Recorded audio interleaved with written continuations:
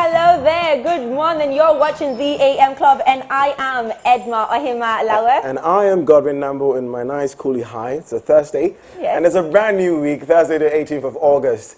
And you're welcome to the AM Club, coming to you live from our MX studios here at Silicon Square in East Legon. Now, today is World Humanitarian Day, so we over here at the AM Club and at MX24 congratulate all NGOs and individuals who make it a point to spread hope to the less privileged. Absolutely. We applaud you, and starting next week, the AM Club has a huge announcement to make regarding charitable organizations. And this is our 4th day, so you already know that on MX24 we are fun, fearless and factual, and of course we are here to keep you company over the next 2 hours as we keep you entertained, inspired and of course informed. Yes indeedy, and as always, look out for our very first segment, which is Coffee Daily, my personal favorite, where we recap the top most trending stories around the world. And of course the big conversation comes up next with Lifestyle Daily, where we take a look into issues affecting your everyday living. And on our hashtag today, which is Throwback Thursday, we'll be having an exciting conversation with one of my favorite actors. We'll tell you more about that shortly. And also remember, you are a huge part of the AM Club. You play a big majority, what's the word? What's the majority? Oh. I know. What's the word? You play a big part. That's basically what I'm trying to say. You play a big part in the show. So do make sure that you join us online at MX24GH, and you use the hashtag the AM Club, and you also tweet us on all our social media platforms at MX24GH. I think the French sometimes gets in your way. No, it does. It really does. Really Okay, so let me tell you guys a story. Okay, if you don't already know. English is actually my 3rd language. You do so well with it. Thank you. I learned how to speak English when I was 15 years old. I did not know how to speak English prior to that. It was French and Twi. So you speak Twi? Of course, me Twi, huh? Wow, look at you. Well, let me remind you that you can also reach us via our WhatsApp number 055-033-1511, 055-033-1511. Do well to send us your comments, voice notes, or video reactions to the stories we cover here on the AM Club. And it's now time for our daily dose of Vim. Hashtag my daily dose of Vim. And we have a message from Michelle Obama to you. Who are you going to be? And if you'll notice, I'm not asking what are you going to do, but who are you going to be? I'm asking you about how you plan to live your life every day. How are you going to respond when you don't get that job you had your heart set on? For all of you who are going to be teachers, what are you going to do if the students in your class next year just don't respond to your lessons? For all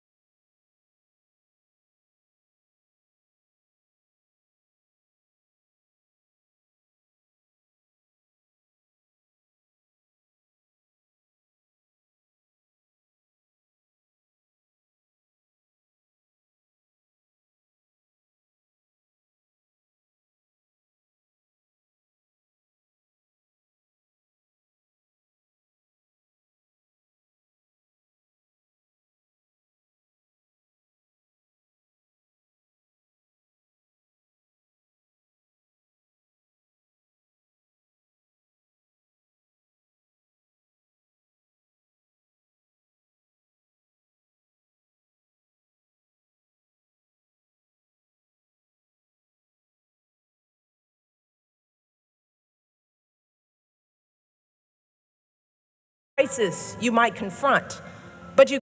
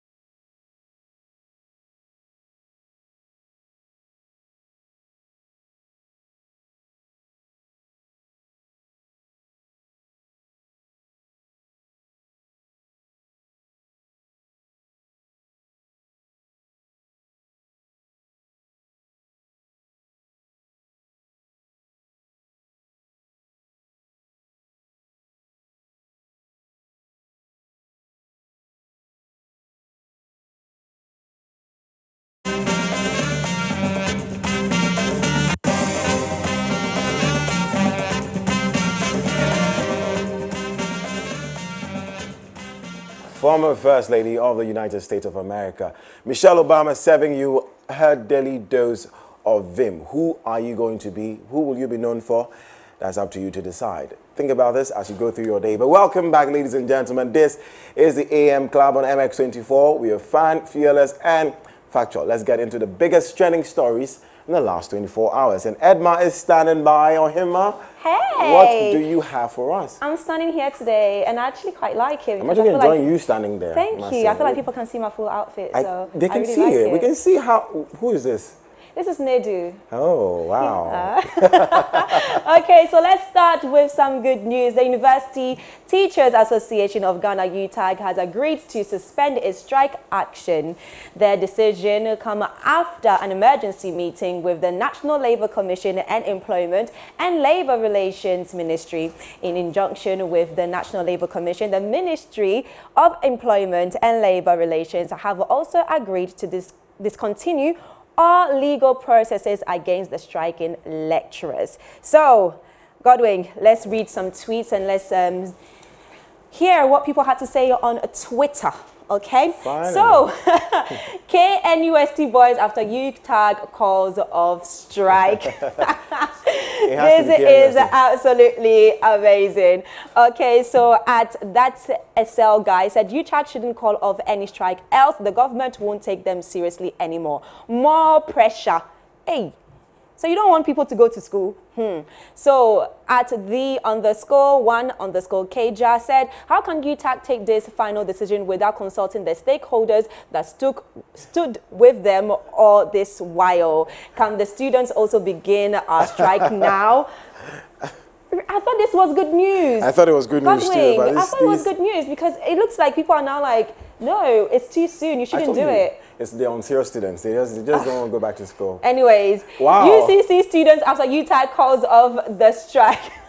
This is somebody sweating and trying to revise ASAP and literally do all the work ASAP. Okay, so last one. Actually, no. Yeah. Okay, so that was the last one. Godwin, what do you have for us? Oh, very interesting coming from students, you know. But certainly, KNUST students will be doing this. University of Ghana students don't do this. We are very serious people, you know, we're very serious people. So, well, let's move on to another story. Still on the Holy Kiss, which we've been talking about. Authorities of St. Monica's College of Education in Asante Namboh have started providing counseling services to students who were kissed by the chaplain of the school in a viral video. At least 3 female students were kissed on the lips by Reverend Father Obing Labi in what was described as a peace kiss during a Sunday mass service. According to the school, this arrangement will be of psychological support to the affected students. Oh my goodness. Oh my goodness. Edma. Yes. You were very passionate about this particular story. What do you think of what I was. We had a conversation about it yesterday. Yesterday, it was heated. It was heated, but I feel like justice needs to be prevailed. Justice? Yes. Well, I reserve my comment. No, because these are students. I told you the conversation changed for me the moment I found that they were students. The moment that I found that they weren't actually church members, but students. So you'd have been okay if they were church members? No, I wouldn't have been okay, but then I'll feel like, okay, they are doing it because of maybe their own personal reasons, because maybe it has like a spiritual benefit from it. Like we mentioned last time, people do a lot of things in the name of gaining spiritual abilities and spiritual cleanliness or, you know, whatever. But I thought maybe that was one of them when I first watched the video. But knowing that it's students, it's shocking to me. Well, from one man kissing to another, can we move on? Absolutely, yes. So now let's move on to popular R&B scandal. So the trial of US R&B singer R. Kelly has begun at a court in Brooklyn, New York. The star is accused of racketeering, sexual abuse and bribery, which dates back to more than 20 years ago. A jury of 7 men and 5 women have been set up to decide the fate of the 54-year-old singer. If he is convicted on all counts, he could spend about several decades in prison. However, Robert Sylvester Kelly, also known as R. Kelly, has repeatedly denied all accusations. Now, let's read some tweets because I know you guys had a lot to say on the Shade Room, so let's see what you had to say on Twitter as well. So, okay, so Georgia Kate also said, people really be defending a person who enticed minors, obstructed justice, trafficked women, and possessed child pornography. You guys all right? Sit down. Hashtag R. Kelly trial. Hashtag R. Kelly. Wow. This is a bit intense.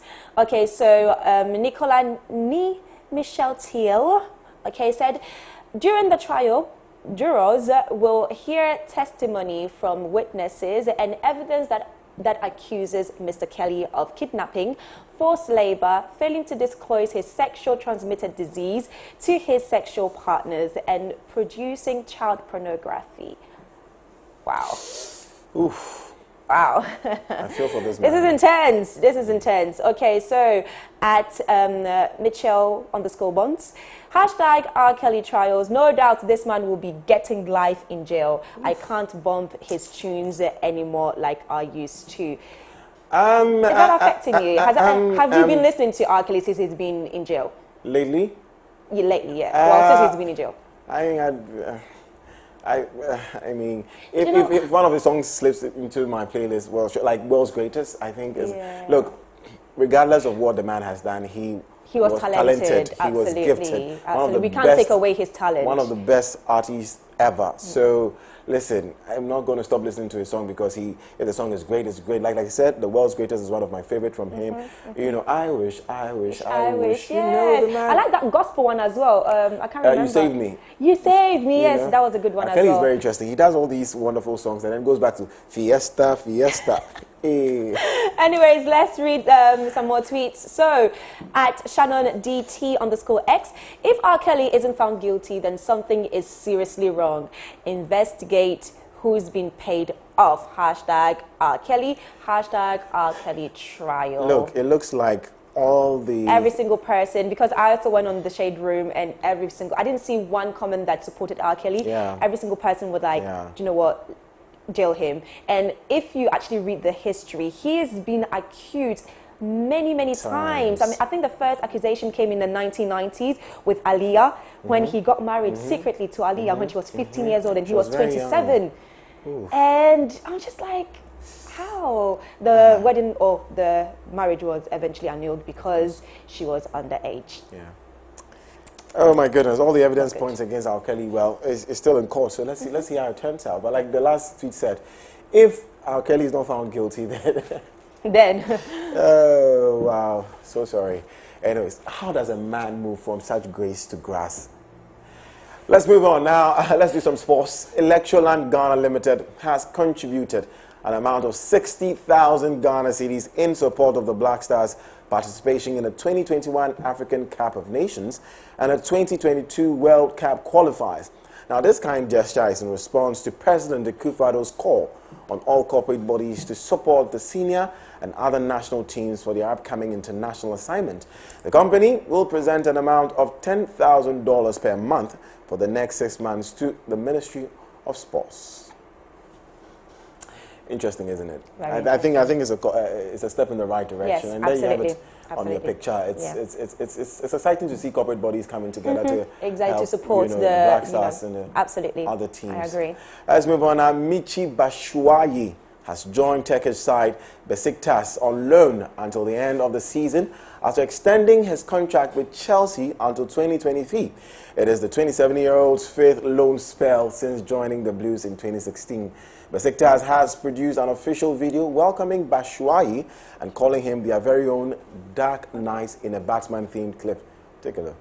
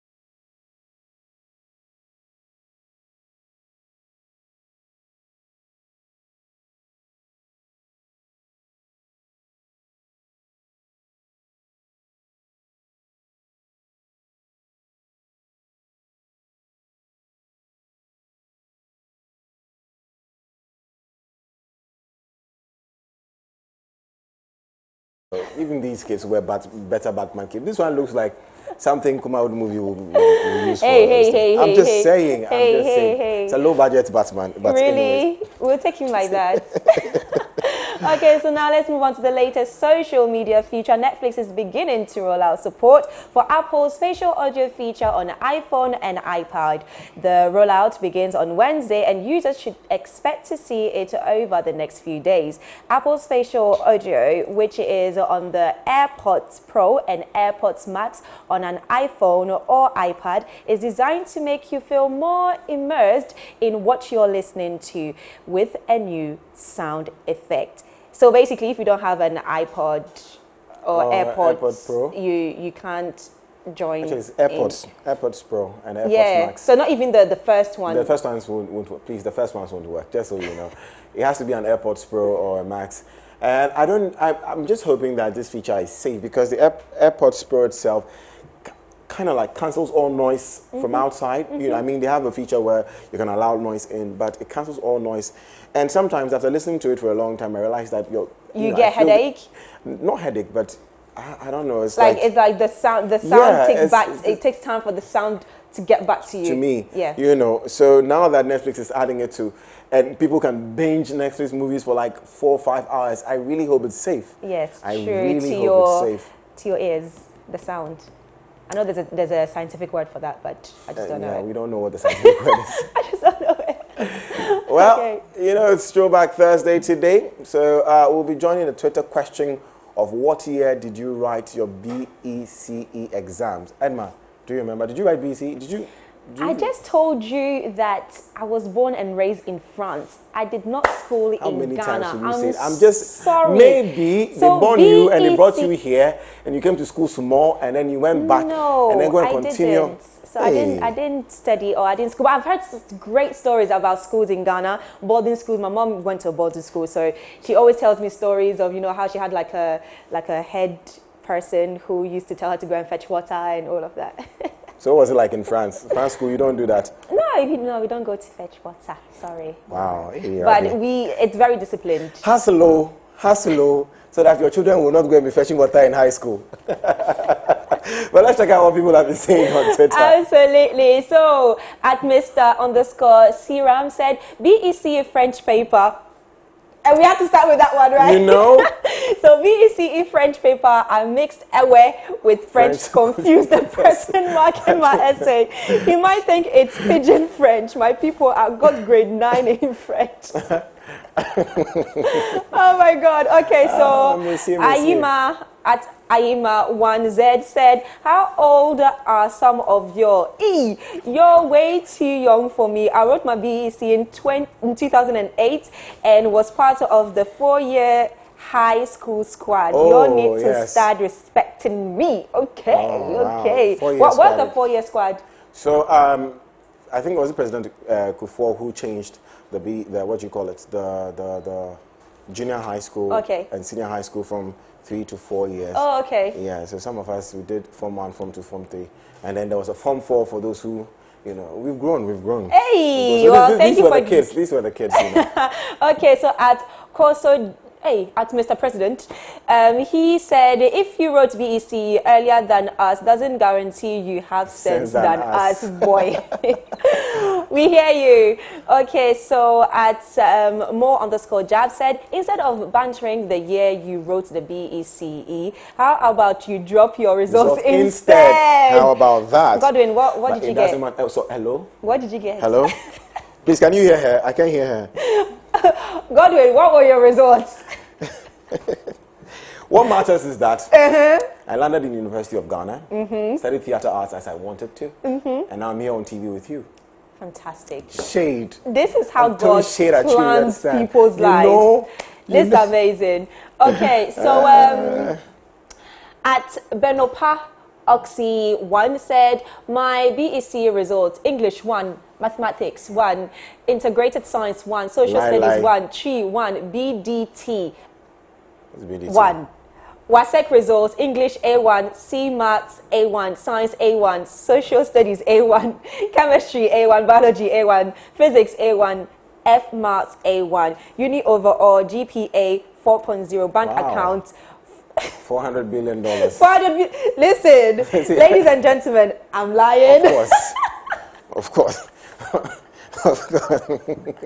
Listen, I was about to say, wow, I don't really know the grades, how people grade. I mean, schools grade students in Ghana. But also, I'm seeing A1, which is quite is good. So we have the A1, B2, C3, C4, C5, D6. If I remember, E7 also, and then F8. Also had F. Wow. I don't know how that works, but okay, sounds very anyways, that's a good throwback. Taking me back to my BEC days when I was in Salvation Army in Mamprobi. Yes, I was in a mission school. Wow. I remember so well. Wow. Now how was that, this is really bringing back memories. What's your fondest memory in high school, in junior high school? So junior high school. What do you call junior high school in France anyway? So junior high school probably be collège in France. Sorry, and I was in a special school for sports because I used to be really very much into sports. So I used to be an athlete. I used to ice skate. I used to play tennis, basketball, football, everything, you name it. I know I don't look it now, but I was actually a tomboy. I was a hardcore Godwin, I was a hardcore tomboy. Seriously. I don't look it now, but I was. Anyways, let's take a deep dive into the world of entertainment and showbiz with Kavoy. We'll be right back.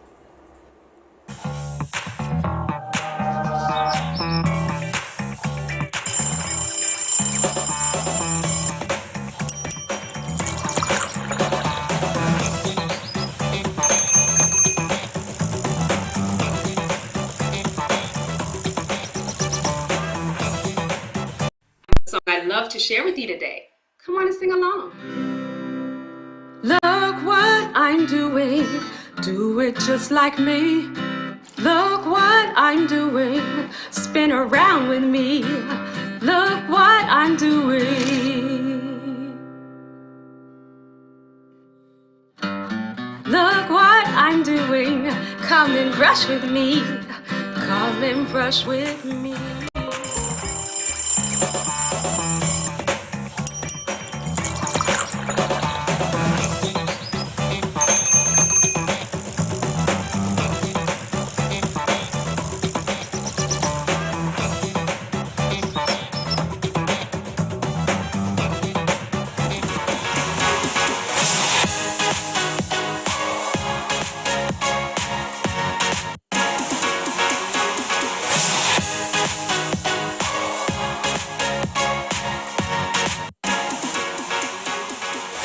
Wagwan people, welcome, March. Hey, I'm live with the AM Club, guys, with MX Breaks and Wagwan. Wagwan. I like the energy now. I know, right? Yo, man, you bring it up. You bring it on, man. You know it's fine boy things, huh? I know, right? No, it really is. You're looking absolutely fantastic today. Oh, love what you're wearing. You too. You guys too, eh?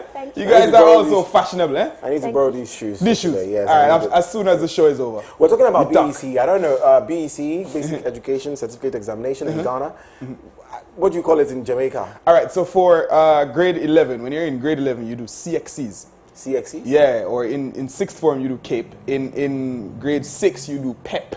Okay. Oh. Yeah, they recently changed it to PEP. It was GSAT before. Okay. Wait, so hold on. Is BC what? BEC? BEC is the same thing as GCSEs in the UK? I don't know. What grade do you do? I'm not into the UK, my dear. Oh, so no, because I thought maybe, okay, maybe, yeah, I think it's GCSEs then. I think it's probably the same thing. That's it's what you do before you go to sixth form. Ah, is that what you do before you do sixth form? This thing is so you do, in year 11, you do GCSEs and then you go to sixth form. I do CXCs. So did you do sixth form? Mm-hmm. Yeah, I did sixth form. You did sixth form? Salute you, sir. Salute! I know you're going to ask for the grades. Just cool over. Hey, just cool over. Guys, we are here with MX Mix Lifestyle and Entertainment, where we give you all the updates in lifestyle and entertainment in Ghana and, of course, around the world. And my name is Kevoy B, guys. You can follow me on Instagram, TikTok, Twitter, everywhere at KEVOYB. Zayn, and our top stories today are Mona For Real receives award nomination. Get them. Eminem set to star in a 50 Cent movie. I mean, that's expected. Guys, let's get into it. Today, Ghanaian rapper Okese1 really did something with that song. From trending to viral to a catchphrase, he did the most with just one song. Well, the young rapper has decided to switch things up and showcase his romantic side. Oh, yoy. He just dropped Te amo, meaning I love you in Spanish, and it seems it's got a little romantic vibe. So let's check it out. Let's check it out. So we don't have the song? All right, make sure you guys check that out on whatever platform it's on. So go ahead, check it out on YouTube, iTunes, wherever. Zayn, now at what point do you consider someone a singer? After one song, after an album, after an award? Well, Mona For Real just might win a music award this year. Can you imagine? The socialite turned singer has just been nominated at Cab Fam Ghana Music Award UK 2021. Whew, that's a mouthful. As the Undercover Artist of the Year. Hey, that sounds good. It sounds suggestive. Along with others, she stands to win this award not even in Ghana, but in the UK. And it seems that's where her music has reached. And congratulations to Mona For Real. You see me, when she just came out, a lot of people were saying, God, me no want to hear that. Now it's different. Now it's different. Big up yourself, my friend. Keep going. Now, have you all watched Fast and Furious 9 yet? I haven't. Have you all been part of the Fast and Furious saga as it grows bigger and more outrageous? Hey, listen to me. Well, good news for you. They have officially announced the coming of the 10th installment. FF10 will premiere April 7th, 2023. How did you know that? Yes, 2023 may sound far away, but the crew is scheduled to start filming January of 2022, which is just a few months away. And to make it all better, the 11th movie is rumored to be shot back to back. So who knows? 2023 is shaping up to be a great Fast and Furious year. Hey, this movie gets more ridiculous every year, eh? Guys, Eminem is back in a theater near you, and the rapper has been known for his lyrical ability and speed. Sometimes rappers cross over into the movie industry, but not always. Now, Eminem has been known to state that acting isn't really his passion. Now, he's good at music and he enjoys being right there. I liked him in 8 Mile. He has, however, done a few cameos in other movies as himself, but the last one was in 2002. I was 8. Can you imagine? Well, some way, somehow, rapper 50 Cent got Eminem to take part in his upcoming project, Black Mafia Family. And it seems we might be getting Eminem back on the big screen. Hey, that sound goodie? That sound good, eh? Yeah. Because we know they're great friends already. Yeah. So, oh my God, that movie 8 Mile. I remember, like, we went to watch it at the cinemas with my family. Hey. I don't know why my family thought it was a family movie because it's not. And the bit where it got a bit, you know, and my dad was like, and I was like, hey, you're like, and my mom was like, and I was like, gosh, why did you guys think this was a family movie? They didn't watch the trailer. They didn't. They hear 8 Mile, they were like, oh, yeah, maybe it's a journey. I think the cinema tickets were free. That's why. Maybe. Yeah. But you guys, I was in high school when it came out. Oh yeah. I was in high school when it came out. Oh God, that makes me feel old, doesn't it? Oh yeah. I mean, I went to high school in 2004. 2004. Yeah, I went to high school in 2004. It's just about the same time. Yeah. You guys watch the Fast and Furious? Boy, I love Fast and Furious. I love Fast and Furious. I remember when it was the Fast and the Furious, then it went to Too Fast, Too Furious, and I remember the Tokyo Drift, and then God, it's amazing that this is the 10th franchise. Can you imagine? I think they should leave it at 10. Yeah, they should just stop it at 10. Because then if they go to 11, then they have to go to 20. 20, exactly. So they just stop at 10 because I think it's dragging out. Yeah, like Game of Thrones. I love that show. This is in 10, you don't go further. That's it. You just end it and you just let your fans basically imagine everything. Wow. It will be so surreal. We'll be having a conversation with one of Ghana's finest actors. He's a legend. And then I'd like to ask him this. It will be so surreal to know that you start a movie or a franchise in 2001 and 10 years later, you still have the same people.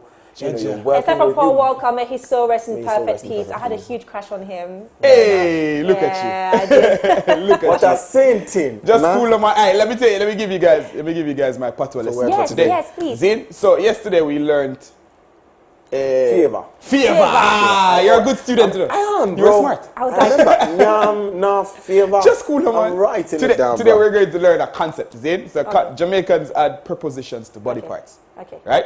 So this is your head back. Yeah. This is your foot back. It's your hand, it's your hand miggle. You understand? Really? So, yeah, it's your hand miggle. You have your head side. Yeah. So we add prepositions. So any body part that you have, you just add a preposition. So what is this? So this is just your muscle. It has to be like somewhere like around here. Okay, so what is your back? Your back? No. It's just your back. Okay, just your back. Okay. But head back and foot bottom, all these things work. Yeah. Okay. Yeah. Oh, wow. Yeah. Interesting. Interesting. Cowboy B. That's cool, man. With all the MX breaks, with all those details in entertainment and showbiz. Thank you so much. Blood, take us away. What you say? Guys, you don't know this boy. is MX Breaks Lifestyle and Entertainment, and my name is Kevoy B, the Patwa teacher. So, little more, big up yourself. And that's about it for Coffee Daily, isn't Yes. it? That's about it for Coffee Daily. Now, still to come, it's our hashtag Throwback Thursday. We'll be having a conversation with one of Ghana's finest actors. He's a legend. I don't want to disclose it. Maybe I should. No, not yet. I think I want it to be a surprise. Very well. I mean, the flyers are already out there, actually. No, you can't. So I'm sorry. Yeah, so we'll be you talking can. to Inspector Bediako, Oscar Provencer will be talking to us during Throwback Thursday. But it's a right time to throw back some music. Absolutely. And this one was one of my personal favorites. When it came out, every guy was doing the dance. You know, when What he gets dance on, was it? So when he gets on stage, you know, he turns his back. I don't know, I'm sure people will know when you turn his back and then the lights will come on and you hear pam pam pam pam pam pam pam pam pam pam pam pam pam pam. Oh yeah, then Ladies you do and that. gentlemen, ladies and gentlemen, go and enjoy this one. This is Sarkodie with Original.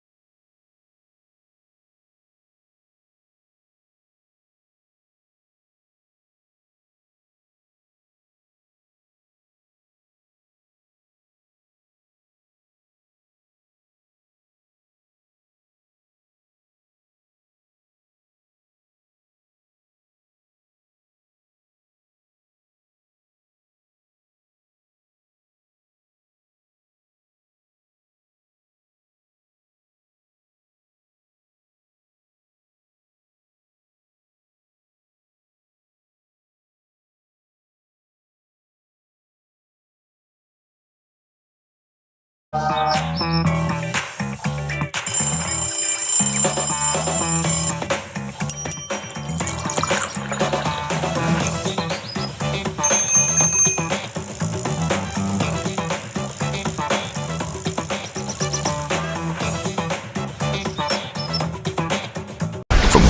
warrior to workhorse when you get behind the wheel of the new MG ZS.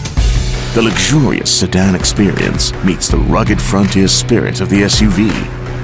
Indulgently generous interiors, hill start assist system for unwanted uphill traffic, and the touchscreen infotainment system with Apple CarPlay for easy mobile phone. Designed for the driven.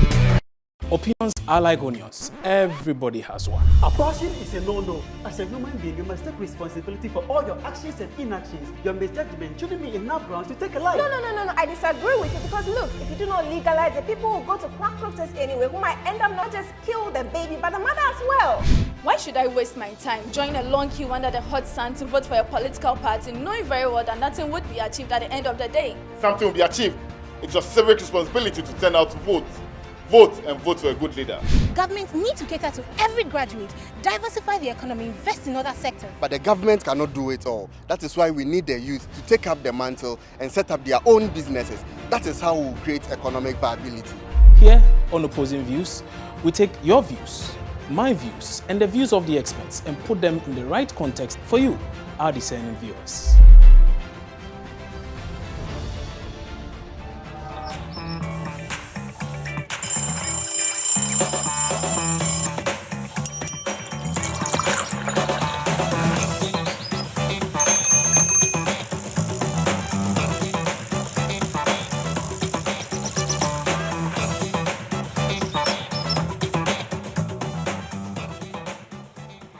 Welcome back, and you're still watching the AM Club on MX24. Do make sure that you send us your thoughts and comments on all our social media platforms at MX24GH with the hashtag the AM Club. Now, just as the saying goes, your health is your wealth. And so at the AM Club, on every single Thursday, we focus on health topics of importance to you. And on today's show, or today's episode of The Lifestyle, we will take you through a deep conversation into shisha smoking and the pros and cons. You now know that shisha has arguably become the most fashionable means of smoking. Pubs, clubs, and parties usually make room for shisha smoking. Yes, it comes in different types of flavors and feels better than cigarettes. However, it is not safer than cigarettes. That's right, because the amount of shisha inhaled during an hour of smoking shisha is the same as consuming over 100 cigarettes. So joining me on this conversation, I have, let me get the names, Stephen Nee O'Day, right? O'Day. Oh, You're allowed on that. Thank you very much. And he is an advocate for anti-shisha abuse. And I also have John Asogonde. Yes. Yeah, I got it right. Who is an ex-drug abuse. Welcome to the AM Club. Thank you. And I hope to have a very lovely conversation with you about the pros and cons of smoking shisha. But before we do that, let's take a quick look at a shisha pub that we visited some time ago to basically have a feeling or know how to make shisha.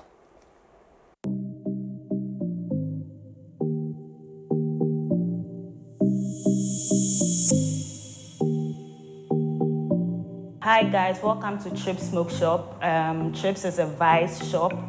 We sell everything that makes you high. And here we have different types of shisha pots. Some are plastic, glass, and they're very durable pots.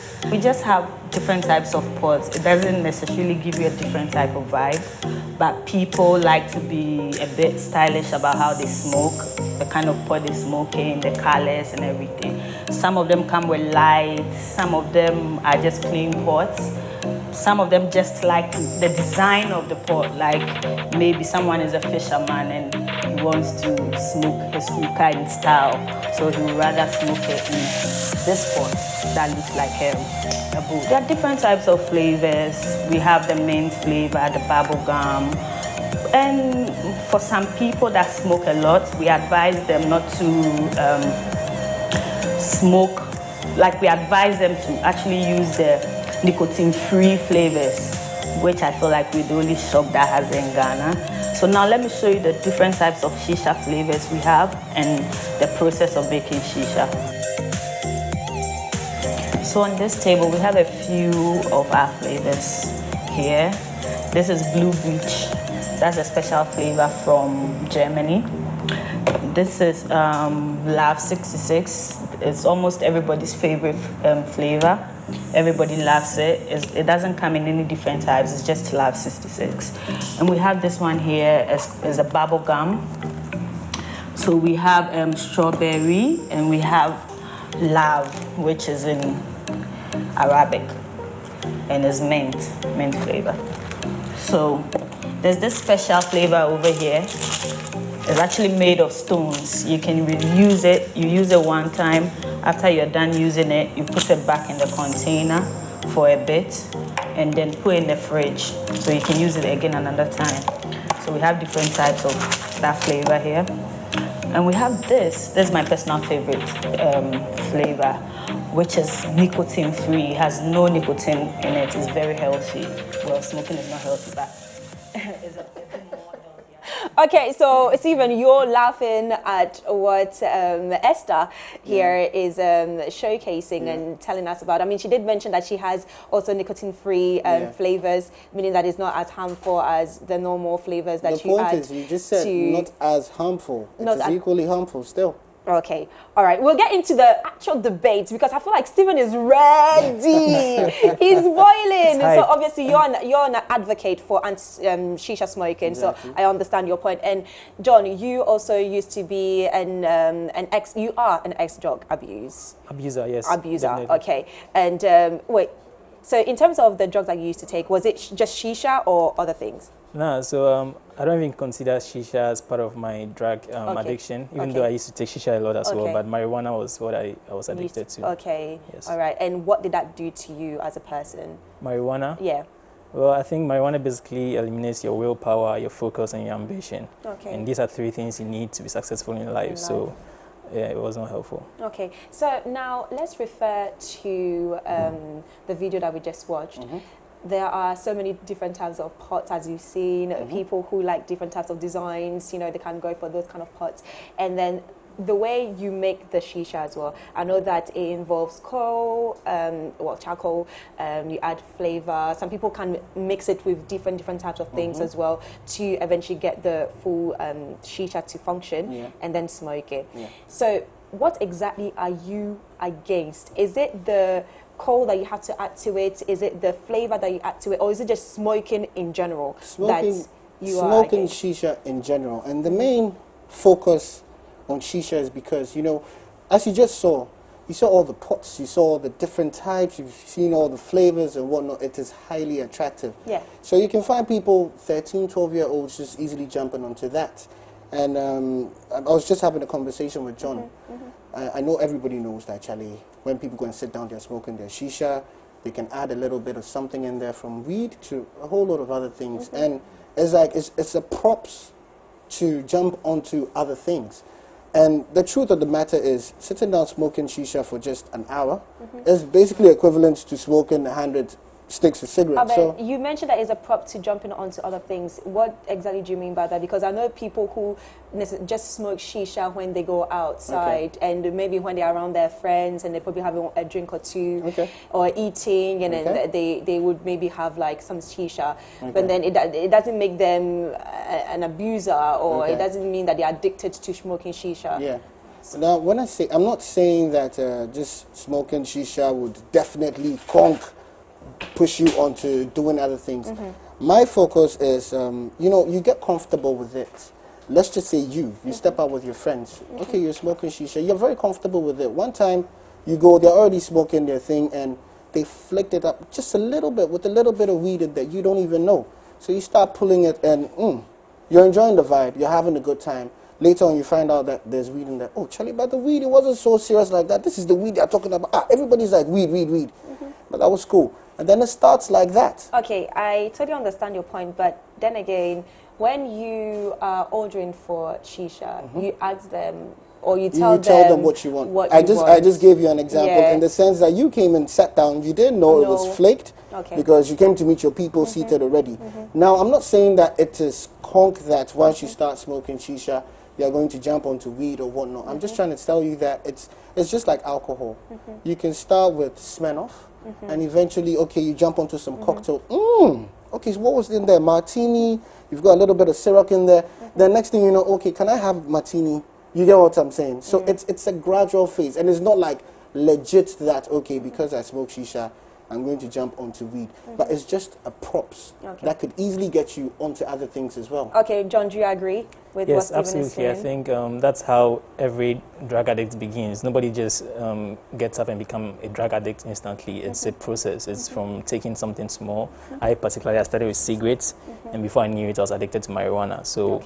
Yes, definitely. If you're going to be smoking shisha occasionally, then there's a chance that you'd get hooked on it and even get introduced to other drugs. Okay. So in terms of smoking shisha, you've tried smoking shisha before, yeah? I mean, you have smoked shisha before. What is the difference between smoking shisha and smoking cigarette? Would you say that the feel is different, or maybe what the high that you get is different, or is the same thing? I think, like there's research that has been proving that smoking shisha is smoking shisha for like an hour. It's almost like 100 cigarettes because just one puff of shisha is almost like one stick of cigarettes. So definitely, I think shisha makes you higher than cigarettes, and also it's just the feeling of the coolness surrounded with it, because you're pulling shisha. You see on social media people want to show that they're smoking, and then they inhale and blow out the smoke out there. So that whole euphoria around it is what makes people interested in it, just to feel cool. And by so doing, you sit down before you realize it's 2 hours already, and then you've inhaled so much more than someone who's just smoking a stick of cigarettes. Can I jump on that? Okay. Also, I'm just trying to delve into the exact question. So, per my understanding, you're trying to get to the feeling of cigarettes and shisha, right? Now, normal cigarettes are usually relatively bitter, except, okay, right now they've got the introduction of the downhill. Even with Rothmans, they've got the switchback ones that can change the flavors and whatnot. And the mints and stuff. But traditionally, if you go to a normal shop, you want to get cigarettes, you're going to find king size Pall Mall and a couple of other stuff, and most of these ones are hard. However, what makes shisha a little more interesting is the fact that you've got all these nice flavors in there. And when you pull, and I think that is why people also feel like it's maybe safer than cigarette, because it comes with some type of flavor. So if I can taste maybe bubblegum or strawberries in my mouth, pineapples in my mouth, then it means that unfortunately it's that's not safer. the case. It's not safer. I mean, the research has proven it that it's not safer. People also think maybe the water underneath the pot filters the toxins, but it's not the case. The water doesn't really filter anything. So we are inhaling directly into your lungs, and you can still get lung cancer like any other person who's smoking cigarettes. Okay, so we also have Dr. Aram Dagadu.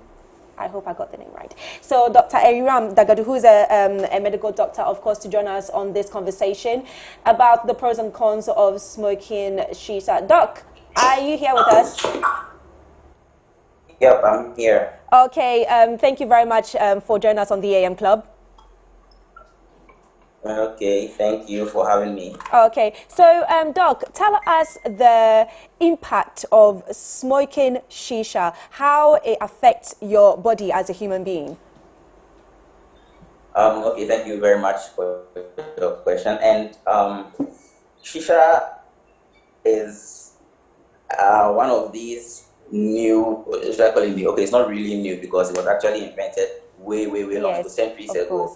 And surprisingly, it was actually invented by a physician who was trying to find a safe way to filter toxins out of smoke. Okay, and in his research, he found out that trying to pass smoke through water may be able to separate some of the toxins. Again, this is a controversial one because a lot of people have come with conflicting theories that is not really the case, and that most of the toxins that as from the smoke as Hello? I think we are having a slight issue with connection there, but as soon as we get Doc back on line, we will definitely continue the conversation with him. Okay, so Stephen, he obviously mentioned how shisha pots came about. I mean, it's been actually in the system for many centuries. People either call it hookah or shisha. Exactly. And you said that you are an advocate for anti-shisha abuse. Yes. Why that? Is it because you've experienced the damages that it does to people? That's why you want to advocate for it? Why venture into that particular topic? Okay, so personally, I've had a friend who actually died. But the thing is, he wasn't just doing shisha. He was smoking cigarettes as well. He was smoking a bit of weed as well. And the truth of the matter is, everything it's this inhalation of smoke. So I said, okay, nah, this shisha thing, this is what everybody's into right now. It's a whole boom. It's a new industry. You just saw the lady with her shop and everything. And it's just an easier way to get yourself totally messed up in terms of your lung health, in terms of your body as a whole. So I'm like, okay, let me focus on shisha because this is the new hype that is catching everybody. It's just everywhere. Focus on that, and maybe you get people to stop that, and it will reflect on other things as well. Because like I said, I believe shisha smoking is a props to other things. You get it? Okay, so obviously FDA has declared shisha smoking as illegal, but it's still very prominent in Ghana. Yeah. What do you make of that? It's just like how the president has told us to minimize our outing activities. Okay, you're not supposed to go for parties and whatnot. And I mean, Friday night is coming. You're going to see the number of people out there. So regardless of what people say, it will still be out there. It's just like weed. Weed is not necessarily legal here in Ghana, but I mean, I'm sure you know a couple of people who smoke weed. People will still do it. The more you oppose something, the more that thing will even rise up in the background. You get it? Exactly. So I totally get that. So it is up to us to educate others out there that, yo, okay, so first things first, FDA has not approved this. Second thing second, know what you're getting yourself into. It starts like this. Nobody just got up and said, yo, I want to smoke. It started off with a friend maybe smoking a cigarette. You smelt it. Okay, can I get a puff? And then you took a puff and you said, oh, but this thing, I'm not going to get addicted. And the next thing you know, the next day, oh, Charlie, pass me one. And then slow but surely, boom. That's how it started. Okay, so we have Doc back online. Hello, Doc. Yes, hi. Yes, so can you please tell us of the implications smoking shisha can do to your body? Okay, so let me just jump to it. There are three main implications that shisha can have on your body. The very first one is that it can have a cardiovascular problem, so it can affect your heart. This is because it's basically tobacco smoking. And the interesting thing about shisha is that it's not only the tobacco, however, it's also coal. What is used to burn the tobacco. So what you're inhaling is not just the tobacco smoke, but then all the toxins that come in coal smoke, that's like carbon monoxide and the likes. All these things have a lot of cardiovascular implications, heart disease, so to speak. Then again, we also have lung implications. Again, like I heard what was being said earlier, you are inhaling smoke basically. And if you look at the lung of a normal human being who has not smoked in his life, the lung looks nice and pink.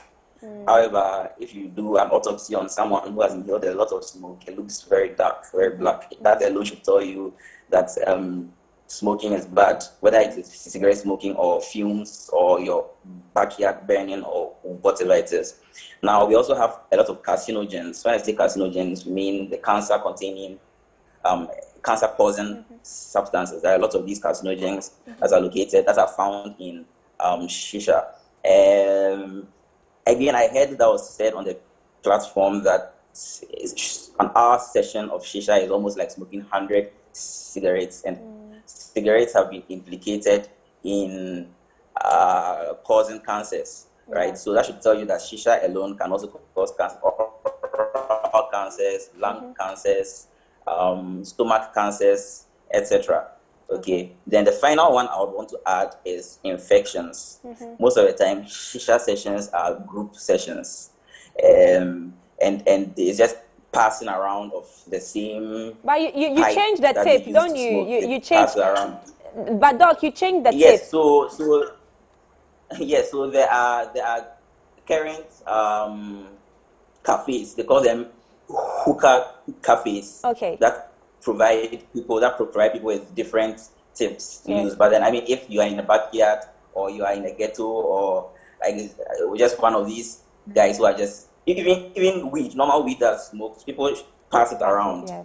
You know, so there's the transfer of infections from one person to the other, and that also can be a very devastating thing. So one thing, so many complications. Okay. All right. Now, John, please tell us a bit more about your experience. I mean, you were initially an addict. Tell us from how you transitioned from being an addict to now not being an addict and being weed-free, cigarette-free. I don't know about alcohol. Do you used to drink as well? Of course, I used to drink alcohol. Okay, yeah, so being alcohol-free as well. For how many years have you been sober now? 3 years, almost 3 years. Almost 3 years, fantastic. Congratulations, by the way. Thank Let me you. just say that because I know it's not easy. So tell us more about your experience. All right, so like I mentioned earlier, I started smoking cigarettes. At what age? This happened when I was in secondary school. I was about 16. Okay. Yeah, so that's when I got introduced to cigarettes. Through, my seniors at school, went for a party and then they were smoking, they gave me one to smoke. So I decided to try it because I was very inquisitive and curious. And by that time, I already started drinking alcohol because I started drinking alcohol before entering secondary school. Okay. So, with this set of things I was doing, it created a room for me to be also introduced to marijuana. So when I got to the university in 2013, that's when I got introduced to marijuana.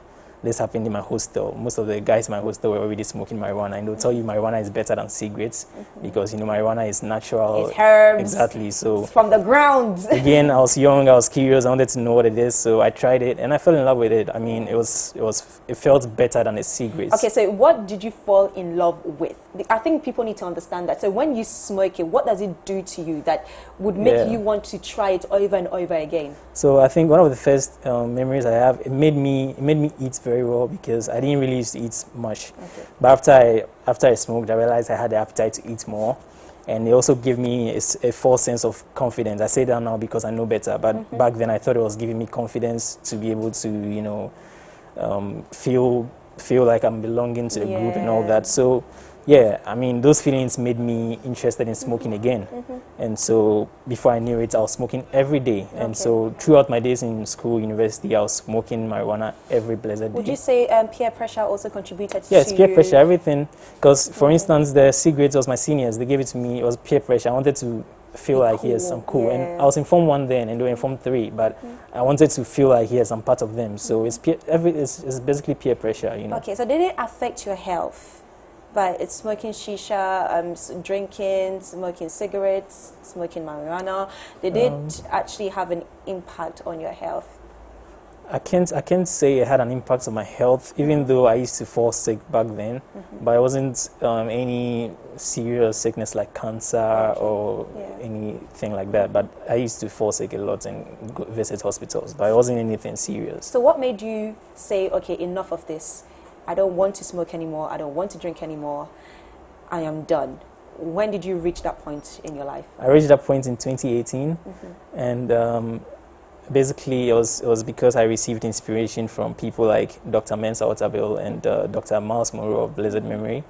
I chanced on their message around early 2018. And they gave me a whole new perception of life. So they inspired me to understand that if you want to really become the best version of yourself, or if you wanted to achieve your dreams and your goals in life, then there are certain choices that you need to be conscious about. So, they never even said anything against smoking or drinking or none of that. But I looked at my life and I realized that smoking wasn't helpful to me. It wasn't allowing me to do the things I wanted to do. Drinking wasn't right for me. You drink, the next morning you're having hangover. Exactly. You waste a lot of money on it. So I just looked carefully at my life, and I decided that, look, enough is enough. I need to put a stop to this. Okay. And so I did that in 2018, September, October, around there. And then since then, I've never had smoke again. That's fantastic. So it was more of a spiritual elevation. to you? Definitely spiritual. Than more like, oh, I'm going for therapy or I'm joining like an addiction group to try and get over my addiction. It was more like, okay, I have had this sense of spiritual cleanseness, like I like to say. Awakening. Spiritual awakening. Yeah. That was what it was for you. Okay. So now for somebody who is really addicted, who maybe church cannot take away the addiction from them, pastors, religious bodies and leaders cannot take away that addiction, what advice would you give them? Well, the truth is, even no pastor can actually take the addiction from me. I've never met Otabil. Okay, back then I didn't really meet him. Miles Monroe was dead in 2014. I only listened to his message on YouTube. So nobody's going to do it for you. It's something you have to do yourself. Thank you. So that's what I wanted you to say, because we've heard many stories these days where maybe if there's something wrong with a child, you know, the parents or the friends will take them to some place trying to, you know, tell them to stop doing whatever they're doing. Forgetting that is an individual decision that the person must make for themselves before they can eventually stop what they're doing, because there's no amount of force you can tell an addict to stop doing what they're doing and they will do. Exactly, unless they decide themselves to stop. Okay, so Stephen, some people will also argue and say, I've smoked for many years. You know, I'm from France, where smoking is a lifestyle. Like your break times, you're smoking, you know, lunchtime, you're smoking. It's every day you're smoking, and it's a lifestyle. And people will say, I've smoked for 20 years, nothing has happened to me, so why should I stop smoking? Well, the truth is, for stuff like cigarettes, everybody's body is different, and it takes a while to show. And there are various signs eventually that people will even notice on you. Typical example is, I don't know about John right now, I haven't seen his lips just yet. But, I mean, you can tell a serious cigarette smoker from somebody who's not. And how do you tell? From their fingers, from the lips, from the teeth. So it's not like when the person started, it was visible. No, it takes a while. It's a slow process, but you're damaging your body from the inside out. So, yeah, people will say, I'm okay, blah, blah, blah. And there's nothing wrong with me, but it will eventually show in the future. Okay. All right, Doc, I want to also ask you the same question. I mean, we've had a lot of people come out and say that they've been smoking for many, many years and nothing has happened to them. What would you say medically is doing to them that they are not noticing? Or would you say that, okay, I think a Doc has left. Can I just say something on that too? Of course, yes. You know, we'll definitely get Doc back. I think the network is playing. Also boils down to your lifestyle and how you balance everything. Eating, exercising. Thank you. All of that, so you find that the Lebanese, they are avid, crazy smokers of shisha and whatnot. However, they tend to actually really grow old. Even the Chinese too as well. Why so? Because aside the fact that they know that they're damaging their bodies and whatnot, you find that they take in a lot of green tea, herbal stuff.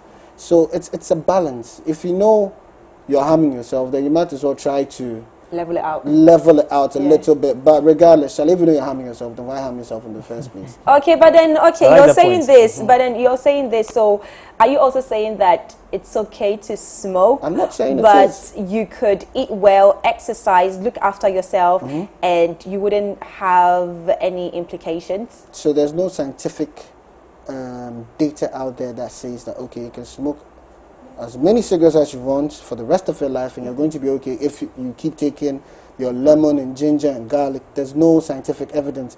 The only thing that we know is, okay, so garlic, ginger, lemon, these are stuff that help to minimize the effects of cancer cells because it boosts your immune system. So no, I'm not saying that, okay, so once you smoke, you should know that, okay, you have to do this and you'll be okay. No, definitely not.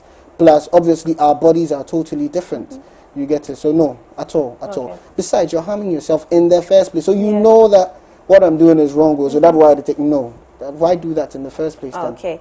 And John, in terms of the processes of stopping an addiction, for example, I know that you don't just wake up and say, okay, I've stopped smoking. Can you take us through the processes that you went through to eventually quit, fully quit? I mean, you said that you've been sober for almost 3 years. Yes, almost 3 years now. So tell us about the processes that you went through as an individual. It might not work for everybody, but it worked for him. So tell us what you went through to eventually reach the point where you've been sober for nearly 3 years now. Okay, so I think the very first thing is acceptance. acceptance. You need to accept that you are addicted to the substance and it's not helpful. If you are in self-denial, then there's no way you're even going to begin the process in the first place. So after you accept it, then for certain people, they might have to go to rehab and all that. But I'll share with you what I did, because mine was a spiritual awakening. So I gave my life to Christ. I was in my room, I was watching TV, you know, I said the Lord's Prayer, I gave my life to Christ right there and then. And I was smoking my last joint, my very last joint. So I walked into the toilet, I flashed it, and that was just it. I never went back to smoking. But I didn't just leave it at that, you know, because when you're going to stop something, you don't just go by stopping it. You need to create a new lifestyle. Exactly. So replace it with something. You need to replace it with something. So, you know, the times I was smoking, I replaced it with reading.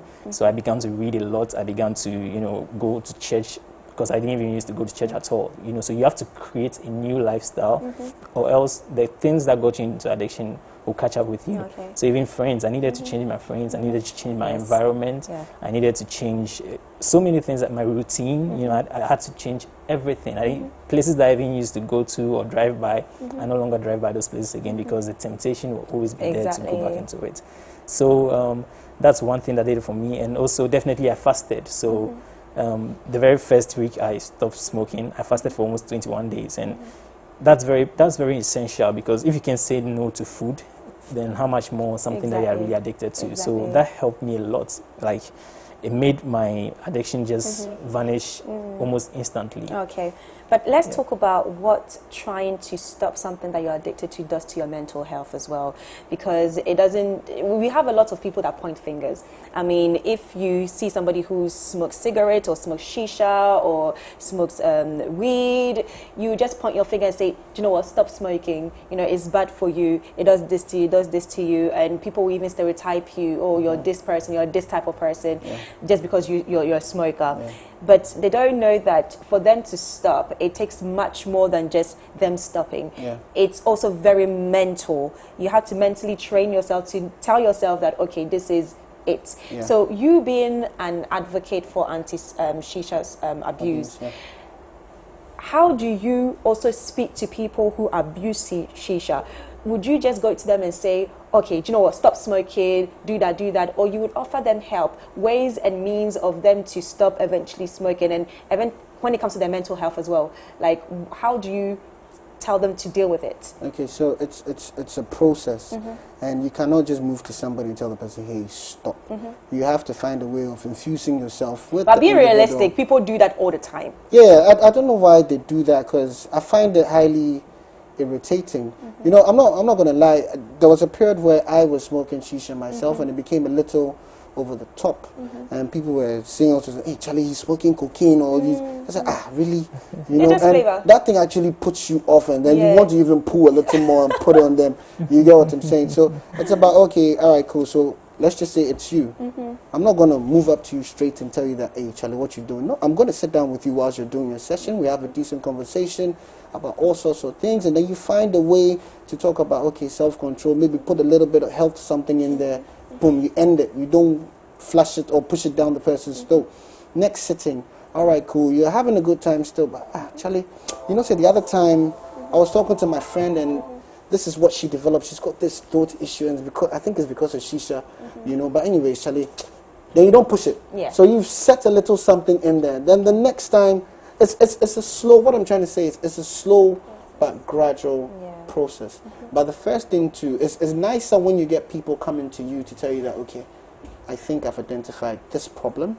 That's the most important thing. Identification of the problem. Exactly. That's which one, which you mentioned. And then you can slowly work on that. However, moving straight to somebody who's just I cannot just go to a shisha pub and sit down. I'm trying to befriend everybody because I want them to. No, it's not going to work. It starts with an individual approach, and the best part is when somebody is able to acknowledge the fact. Then you don't push everything down the person's throat. You start slow but sure.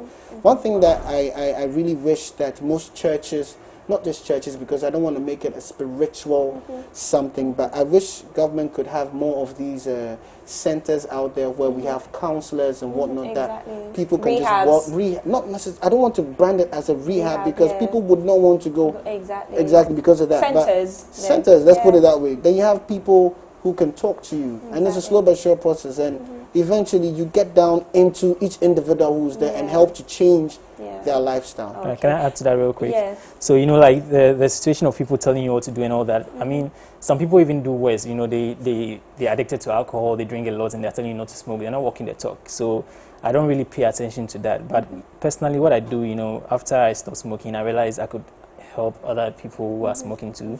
So I actually wrote about my experience. Yes, I was going to ask you about the book. Okay. Right here. Yeah. Can I? Okay. Sure.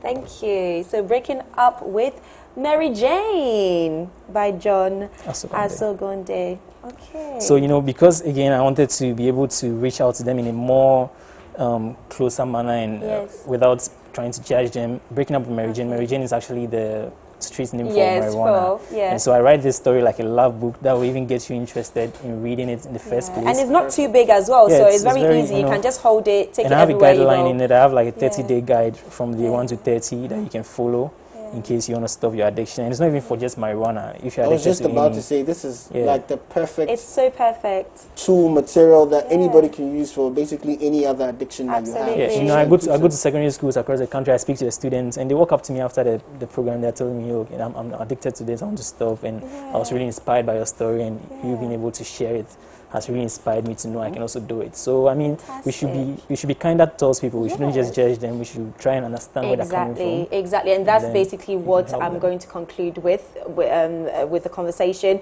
Try and understand people. Don't just judge them because they are doing something that you probably wouldn't do, but understand where they're coming from, understand where they started, understand how it started, and then eventually if you want to help them, you help them. But don't just go at them, judging them, attacking them. I think it's wrong. But we have some live tweets right here. People are following the conversation on social media. So, Ask Doctor _official said, your lungs are one of the most important organs in your body, yet you destroy them effortlessly with shisha. Hashtag the AM Club. At Ben A. Good said, the rate at which people smoke shisha these days is alarming. People do it even to take videos of themselves smoking, shaking my head. I am enjoying the show. It is really educational. Hashtag DAM Club. Well, thank you very much, Ben. So at Stephen Slade 0 said, how do you cope with smoking shisha? Coughed so hard the first time I tasted it. I prefer my weed alone, please. Hashtag DAM Club. John, what would you say to Stephen right here? Because, boy, you just listened to what John had to say, okay? So be careful. Anyways, at Cocolover _swag said, I enjoy smoking shisha. It is relaxing and it doesn't leave any cigarette breath in my mouth. Hashtag DAM Club. You see, people do it for many different reasons, I think. They feel like it's an alternative from cigarettes. Exactly. Yeah. So at Doctor _Aproko said, one major thing that might make you...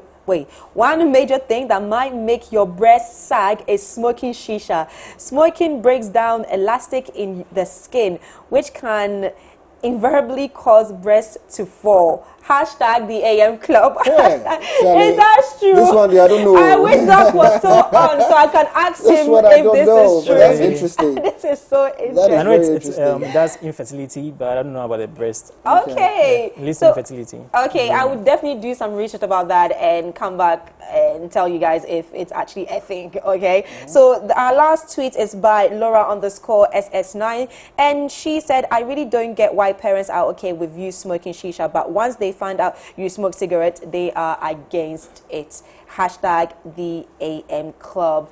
And that is very true. That's very true. I feel like people don't see the implications of smoking shisha because they feel like it's more of a lifestyle. It's more fashionable. Exactly. You see a nice hookah in a plane shape or boat shape. Now you get where I'm coming from, because even the parents are like, oh, okay. Yes, exactly. You see it as like a toy, and it's like, oh, okay, wow, you know. But Stephen and John, thank you very much for joining us. Now you guys are officially the AM Club members. Thank you.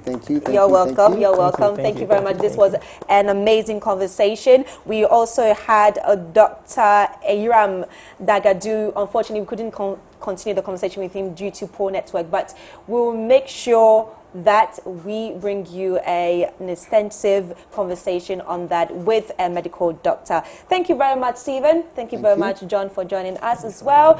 We are going to take a very quick commercial break, and after today's hashtag is coming up next.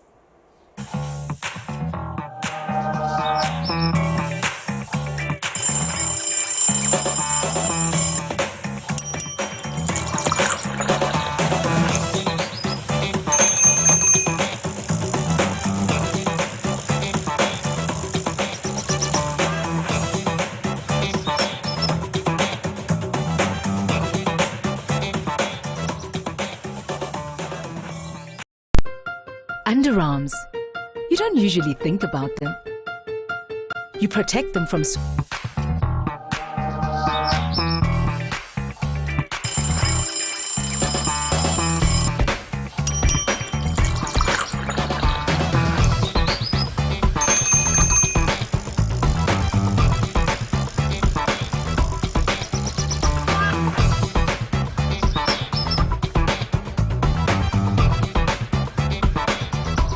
Everybody has one. Abortion is a no-no. As a human being, you must take responsibility for all your actions and inactions. Your misjudgment shouldn't be enough grounds to take a life. No. I disagree with you because look, if you do not legalize it, people will go to quack doctors anyway who might end up not just kill the baby but the mother as well. Why should I waste my time, join a long queue under the hot sun to vote for a political party, knowing very well that nothing would be achieved at the end of the day? Something will be achieved. It's your civic responsibility to turn out to vote. Vote and vote for a good leader. Governments need to cater to every graduate, diversify the economy, invest in other sectors. But the government cannot do it all. That is why we need the youth to take up the mantle and set up their own businesses. That is how we will create economic viability. Here on Opposing Views, we take your views, my views, and the views of the experts and put them in the right context for you, our discerning viewers.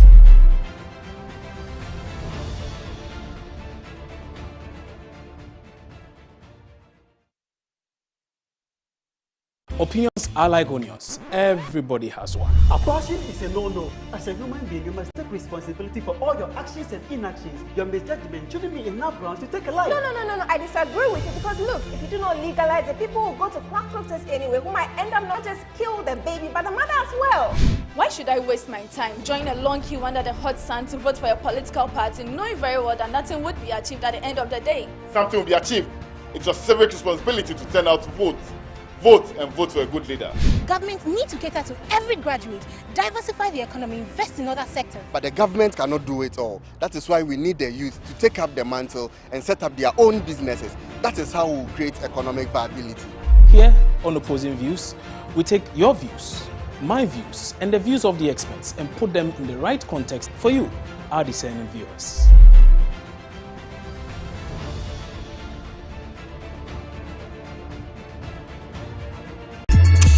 Hi Jack, information will react you, and the way information that be why you for join me on MX24. See, wherever the topics the stories on social media, we are going to comb through the annals of the internet. We will disintegrate all the topical issues on social media. You see, when it comes to social media, you know how we do it, right? So yes, join the conversation because you know what, it is about to go down.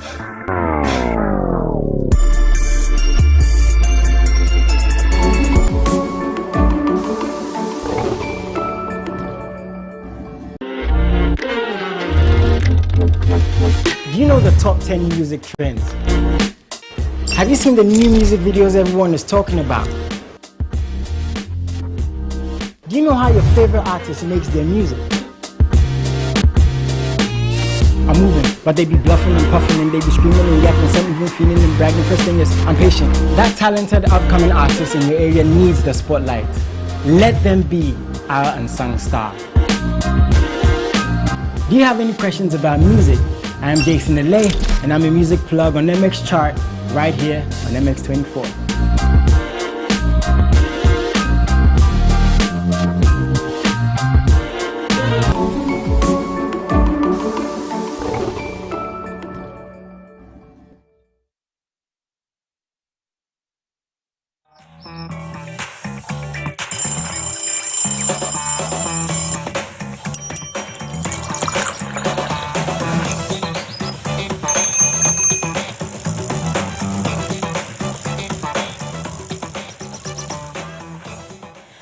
Welcome back, and you're still watching the AM Club, where you are inspired, entertained, and of course informed right here on MX24.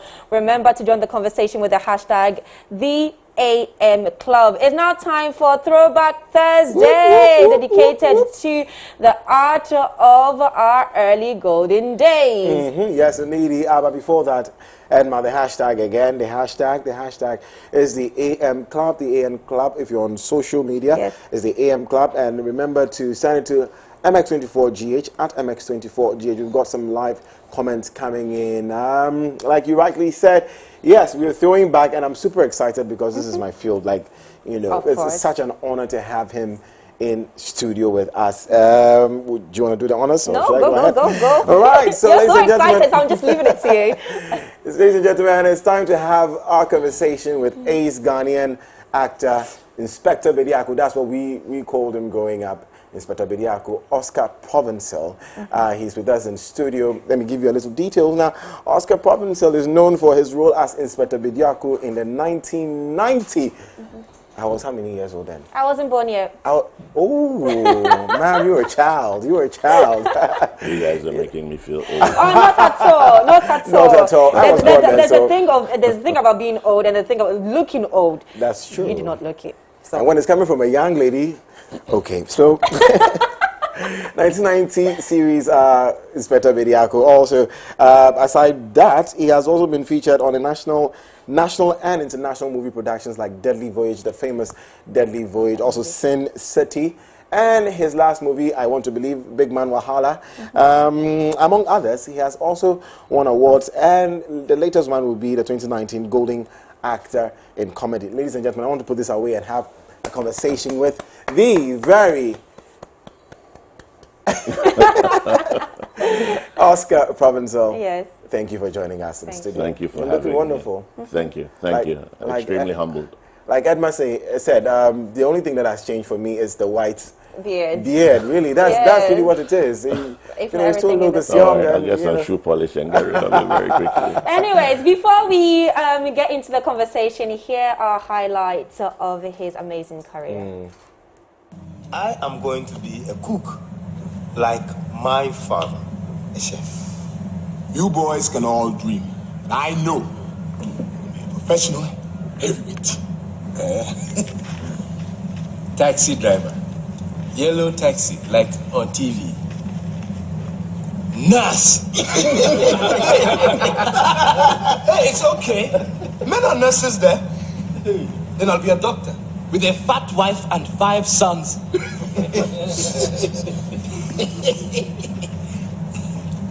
Oh my God. Taxi driver.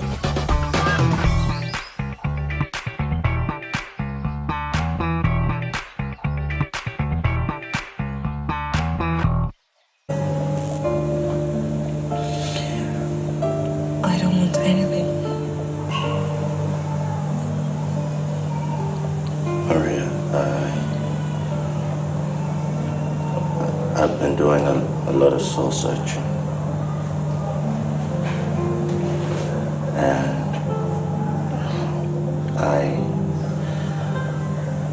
I know I have a lot of shortcomings on my part. I don't want to talk too much.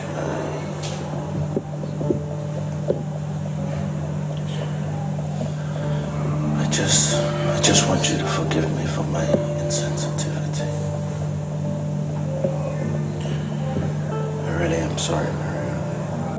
The groom is not supposed to see the bride before the wedding. That was in the days the couples had to wait till their wedding night. You and I are not in that category. Our intelligence reports are not looking very good. We're completing the projects as quickly as we can.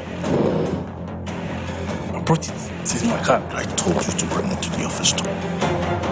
Take me to Abu.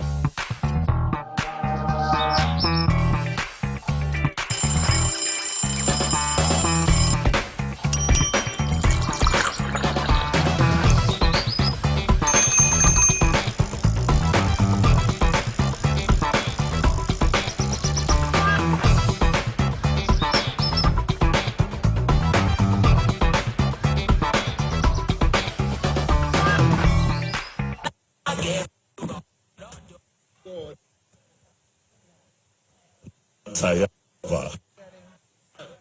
watch the movie.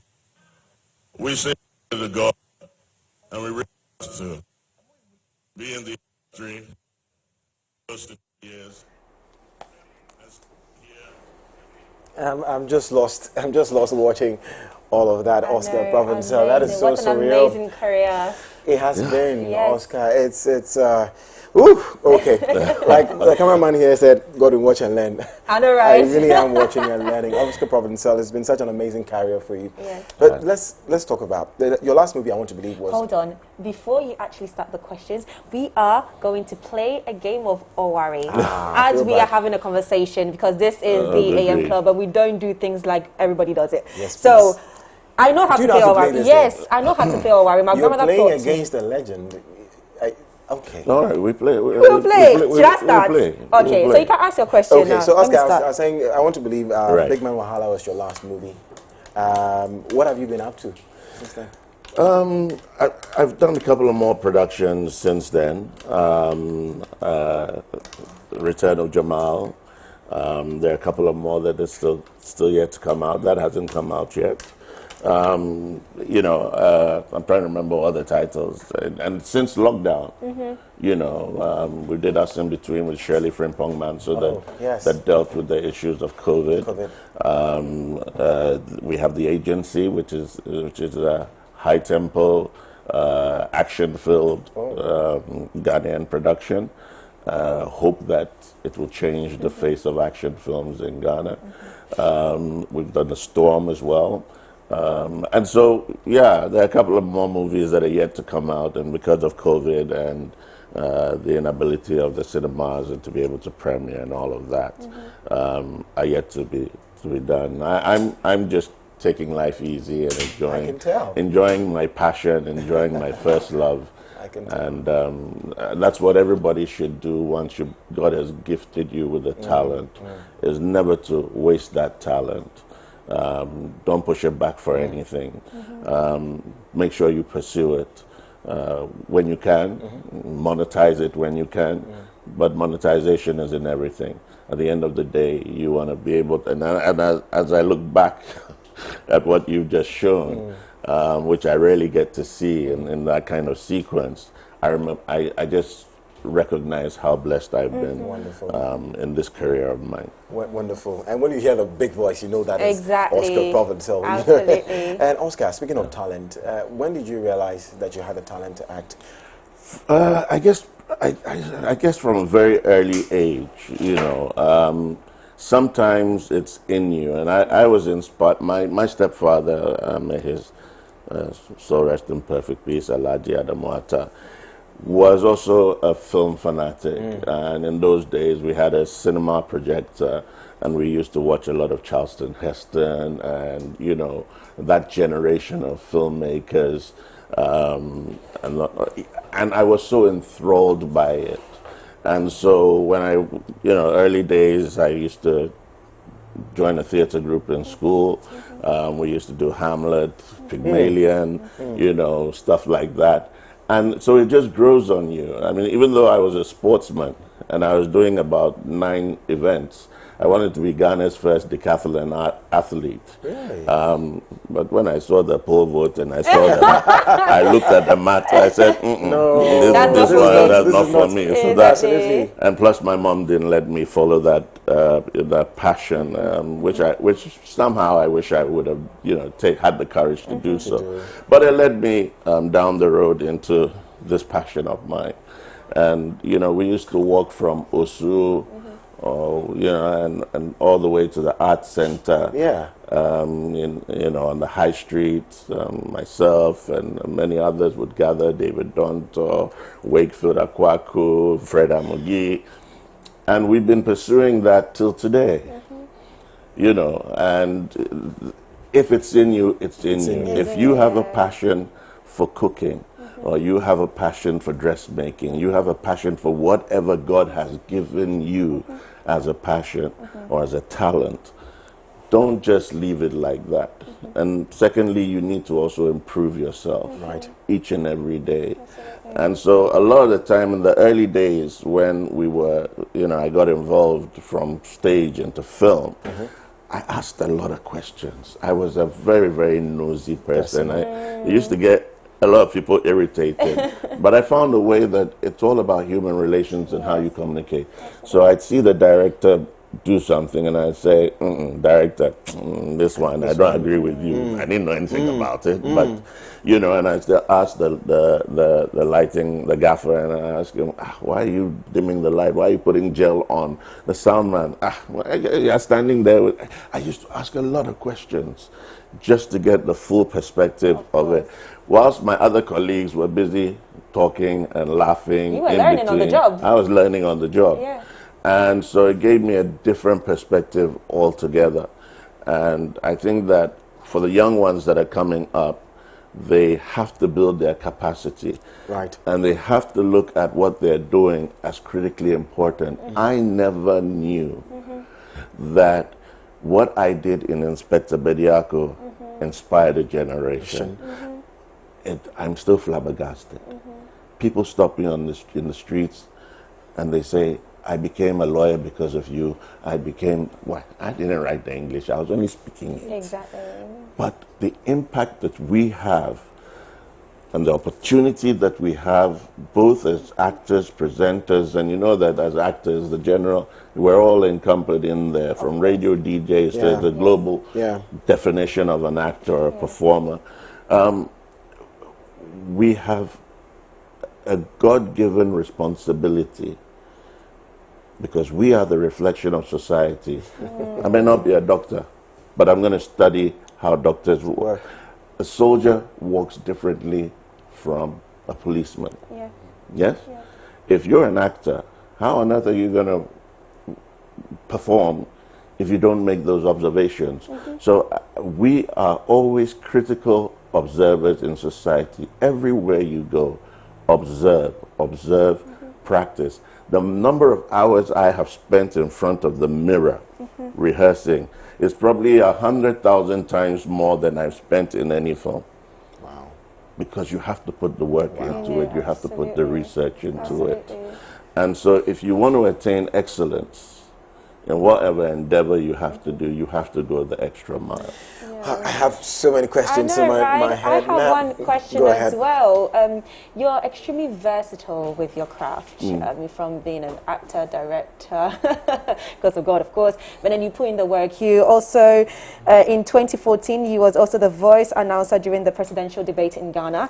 Yes, and you were also the stadium voice announcer for the opening ceremony of the African Cup of Nations football tournament held in Ghana, and that was in 2008 as well. So how does you being an actor, you being a director, now transition from also doing a voiceover for big events like that? Well, you see, I would say he's also blessed with a voice. Of course, absolutely. God, once again, it goes back to the gifts you're given. Yes, yeah. I inherited this voice. Lots of people have better voices than I have. Trust me, I've come across them. I've auditioned against them. But up there, somehow, because I'm an actor, because I've learned how to act with my voice, whereas others think that they have a deep voice, so therefore they sound rich and they can. But interpreting the script with your voice is a totally different dynamic. And so you have to train, you have to learn how to do that.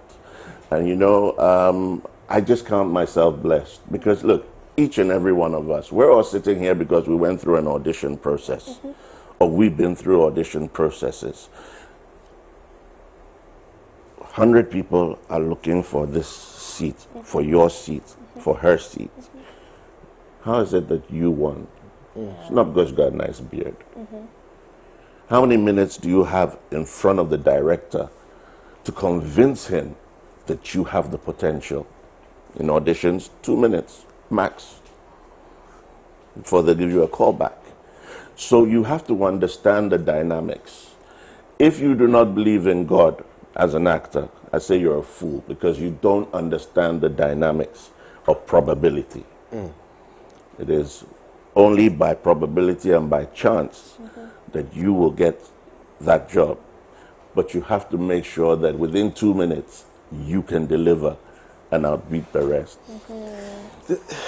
I'm so inspired. This is almost like we should use this for consultation. I know, right? Motivational Monday. I'm so and inspired. And if it is yours, it is yours. Yeah. I have had a situation where I took part in a competition to participate in Igoli, Place of Gold. Right. It's a South African series that they did over 2,000 episodes. It was that, I mean, no other series, soap opera in the world had done and they did this competition. And on that day of the audition, typical like a Ghanaian, I arrived late. And as I walked into La Palm, Labadi Beach Hotel, they shut the door right in front of me, and I tried calling out to some guys who were behind the door, and they wouldn't let me in. However, a director of the program heard my voice. And it's funny because in the morning when I was going to the competition, when I woke up, a voice rang into my head and said, "It's the voice. It's the voice. It's the voice." I heard that 3 times. So when I got to the gate and they locked it, I said, well, that's my destiny. I understood it. It's chance, it's luck. I got there late. I should have been there early. So I sat in my car and I was driving down the road. And I looked in my rear mirror, there was somebody running after me, after the car. Hey, wait. So I parked, I go back. So meet the director. Wow. Wow. Okay. Like I said, this I'm not sure, hashtag Throwback Thursday is enough time for us to have this conversation with Oscar. There's so many things going through my mind, and you're so inspiring. I haven't made my move. Yes, you haven't made your move yet. How many of us are playing?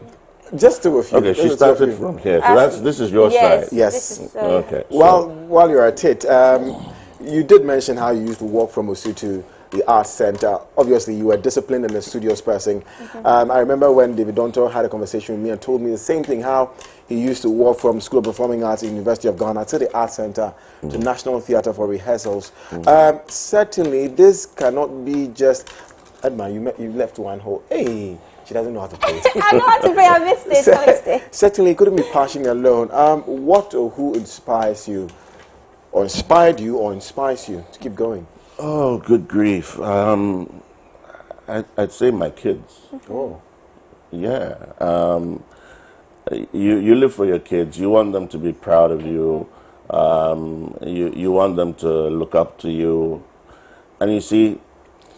I say this because there have been many people along my path who have inspired me. But nothing gives me more satisfaction than to be an inspiration to my kids and to the next generation. Absolutely. Absolutely nothing is about giving. And in this industry, there's very little respect given to us in the creative space. In fact, when we started, there was virtually no respect. Everything was basically about concept. That's for you people, you are concept people. They don't take you seriously. It's still happening today. So for me, it was a quest to make sure that I reversed that. And that I uphold myself in a manner that was dignified and was, uplift that image along the way. And I think everybody I come into contact, I mean, they'll tell you, that's the first thing I'm going to tell you, is that, look, we've got to change this narrative about us. If we want to go further in this industry and in this country and contribute to national development and be respected, we've got to uphold ourselves better. So unfortunately, with all these slave queens and all these things that are happening in our society today, what we as a generation have tried to do has been grossly reversed. And we're going to have a major challenge in getting back that respectability if, personalities in the industry continue moving in that direction. I want to briefly ask you this. I was trying to look for something. I was looking for a post to read to buttress what you said about your kids being your inspiration, but we'll do that later. But I spoke with one of Ghana's finest directors, and what she said to me was that the biggest challenge of Ghanaian actors is in discipline. Do you agree? The biggest problem of Ghanaians is indiscipline. We are just a microcosm of the Ghanaian society. We're just a reflection of the Ghanaian society. So indiscipline is rife within our society, and we reflect it. And so, look, when I went to South Africa for Igoli, it was a culture shock. Not a single actor who was going on set was laughing, was joking, was pinching a girl, was running around the set, fooling about, looking in the sky. Everybody was looking inside their script. You know why? One take. When you go and do 2, 3 takes, you'll be in trouble because they're going by a schedule. You are considered a professional. Your job is to make sure you have your lines. You have no excuses whatsoever to make mistakes. And it's the same with the crew. They knew exactly what to do, when to do it. TikTok, no fooling about. Professionalism. And it was a complete culture shock. And I came back to Ghana thinking, haha, let's try and change the system. Yeah. Oh my God. It was hard. Oh my God. I mean, it's really hard to break a systematic behavior in a country Until today, or community. on the sets that I've worked on, in fact, the last set that I worked on, I had, when we had a meeting, cast and crew meeting, I'm very uncharacteristic of myself. I had to give them a ticking off because I felt that it was the most unprofessional. They were dynamic, they were young, I could see that in them. But if I'm going to benefit them, I'd better tell them this now. Absolutely. Later. My goodness, Oscar, I wish we'll probably have to bring Oscar back on this conversation again and have an extensive one. Let's read some few tweets that are coming on our social media handles. This one says, Oscar is a good actor and fun to be with. Hashtag MX24. This one says, the AM Club is different from the others. I love it. Okay. This one says, my favorite movie of Oscar is Big Man Wahala. He nailed it. Hashtag the AM Club. Let me read one more. This one is from @Eben_Ra says, Inspector Bediaku, my all-time favorite. He's a legend. We need more movies of you. Hashtag the AM Club. Ooh, thank you for sending in those tweets and comments. Absolutely. That's all time will allow us in our conversation with Oscar Provincial, ace Ghanaian actor. Look, and one thing I noticed, he got here before the show started. Yes, he was extremely punctual. He got here before the show started. That is the discipline we're talking about. Absolutely. Oscar, thank you so much for honoring our invitation. Yes. We look forward to having you. Thank you for honoring me. I'm extremely humbled. We look forward to having you again. And you are officially a AM Club member. Okay, so welcome to the club. Signed on. Thank you. We'll be right back.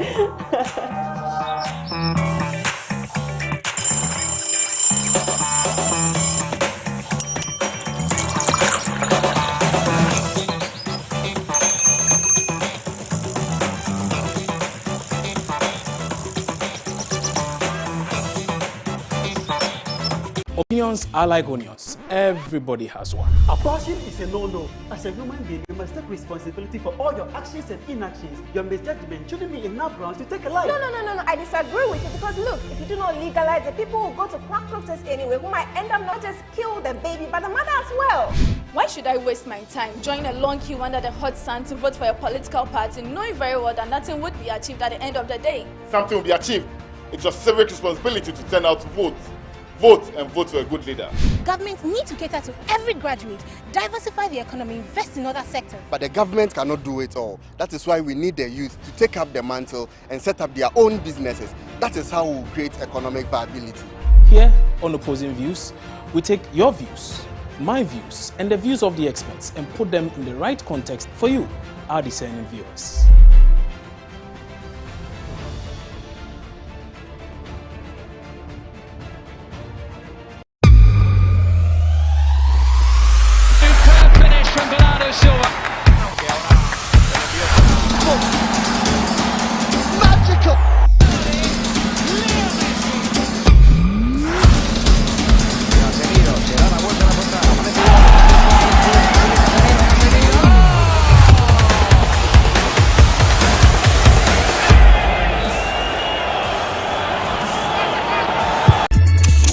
Jack, information we are still, and the way information they. That be why you for join me on MX24. See, wherever the topics they, the stories they on social media, we are going to comb through the annals of the internet. We could disintegrate all the topical issues on social media. You see, when it comes to social media, you know, you know how we do it, right? So yes, join the conversation because you know what, it is about to go down.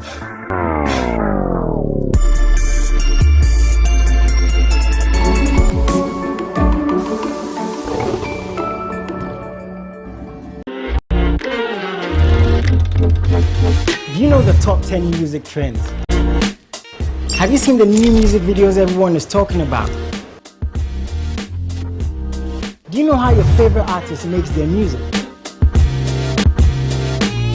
I'm moving, but they be bluffing and puffing and they be screaming and yapping, some even feeling and bragging. First thing is, I'm patient. That talented upcoming artist in your area needs the spotlight. Let them be our unsung star. Do you have any questions about music? I'm Jason Alay, and I'm a music plug on MX Chart right here on MX24.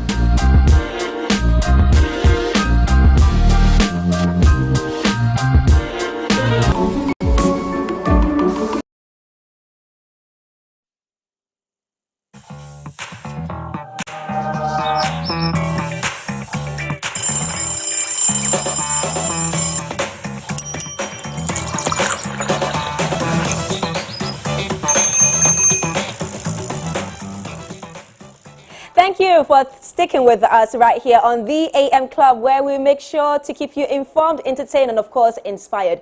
Guess what? It is now time for the plug, and today we have a comedian and content creator. This person has been active in making people laugh since he was very young. He finally was able to start capitalizing on and building a whole career around it. He started gaining major attraction on social media when celebrities started reposting and sharing his content from YouTube to Instagram. However, he decided he could do even more and built a foundation in his name in the aim to empower the youth in Nigeria and West Africa at large.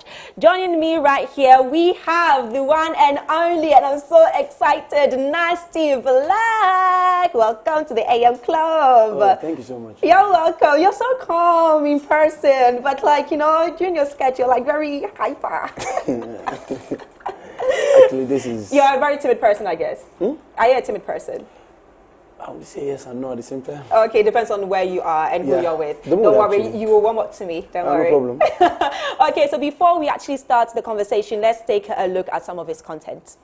At the chick I call it Lola. She feel like the ocean, like to drink and smoke some Doja. What's happened? Guys, shit. Give me.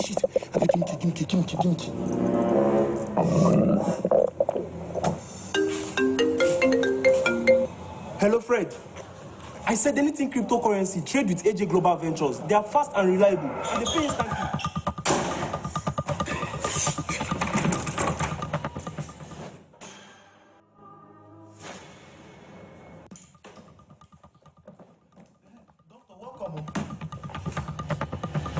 No, Emeka, listen. If you want to trade your Bitcoin, trade with AJ Global Ventures. They are tested and trusted. They are currently #1 in Africa. Okay, so if people want to watch more of that skit, I'm sure they can go on your YouTube page or Instagram or TikTok page, and they'll be able to watch more of the videos. However, when you hear people calling you a comedian and content creator, how does that make you feel? I mean, it feels good. Yeah. It's normal. So. It's what you do. It's what I do. Okay. So prior to you eventually venturing full-time into being a content creator and comedian, how did your parents or family members or even close friends feel about your passion? You know, I would say for friends, like it is always normal for friends. Yeah. They want you to even go into entertainment because we are young.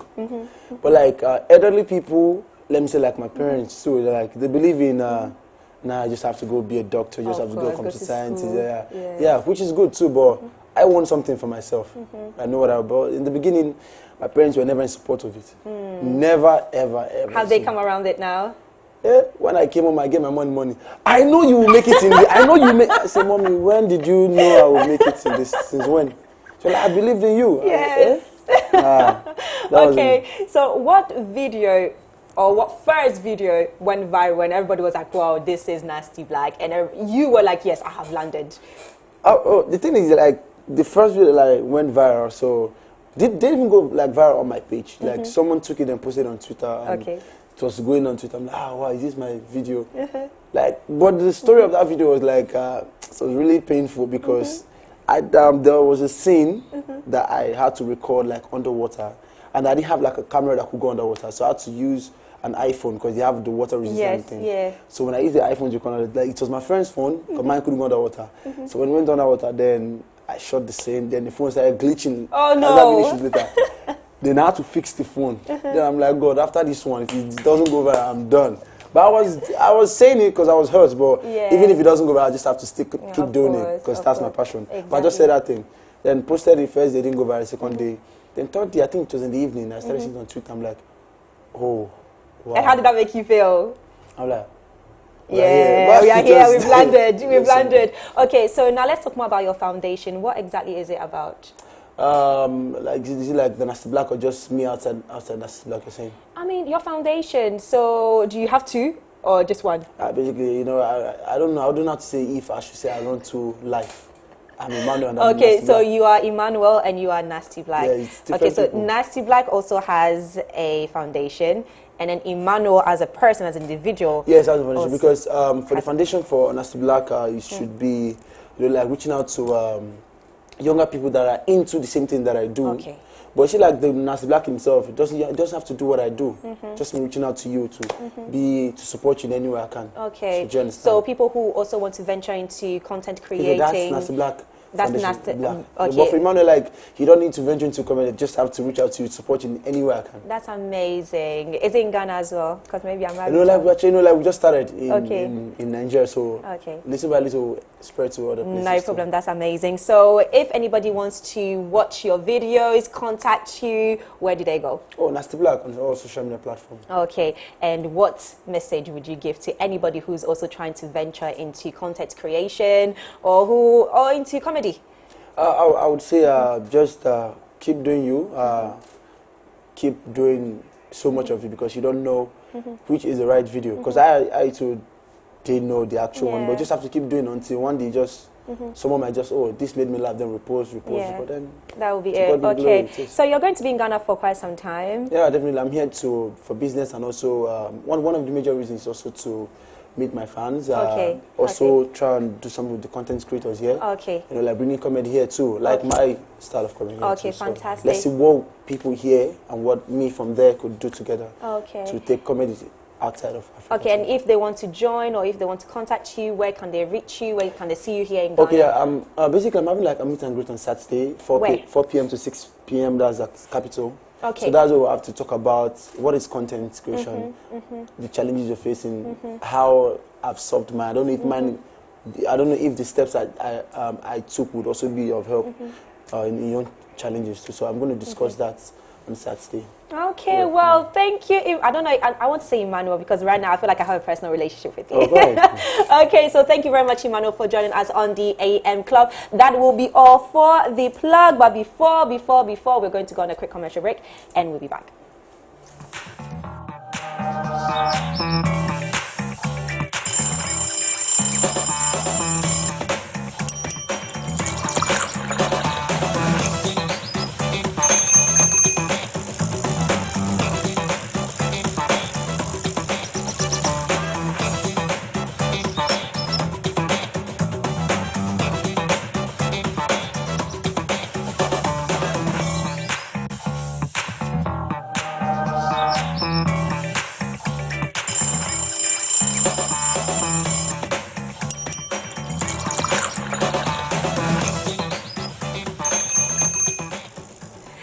Welcome back, and this is the AM Club with myself, Edma Ohima-Lawe. And myself, Godwin Namboh. It's been an amazing show today as well. This week is going really, really good. This is our first week. It's our first week. And it's Thursday. Tomorrow is our last, well, not last day, but last day for the week. Absolutely. I'm and so I enjoyed excited. your conversation with, you know, on the shisha topic. Absolutely. Also, we had a conversation with Oscar Pavansil, Ghana's ace actor.